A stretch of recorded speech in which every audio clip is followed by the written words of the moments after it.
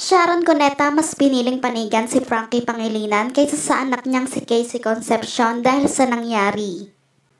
Tila hindi pa din nga natatapos ang igitan sa dalawa matapos nga kumpirmahin ni Casey Concepcion sa kanyang interview kay Boy Abunda na sila ni Frankie Pangilinan ay mayroong mabigat na problema mula sa kanilang pamilya. Ayon sa source na nagkaroon umano ng malaking pagkakautang si Frankie kay Casey na ilang taon na din itong hindi binabayaran. Kaya naman hindi na nagdalawang isip si Casey Concepcion na i-report ang stepsister sa ikinauukulan dahil sa pagbabaliwala nito sa kanyang perang pinaghirapan noon na napunta lang sa wala.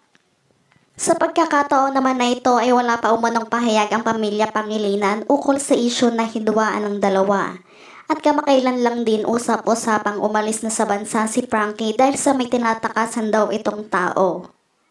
Subalit makikita naman sa Instagram account ni Casey Concepcion na burado na umano ang mga larawan nila ng ina niyang si Sharon Cuneta at pamilya Pangilinan na ilan na ding kuha nilang magkakasama.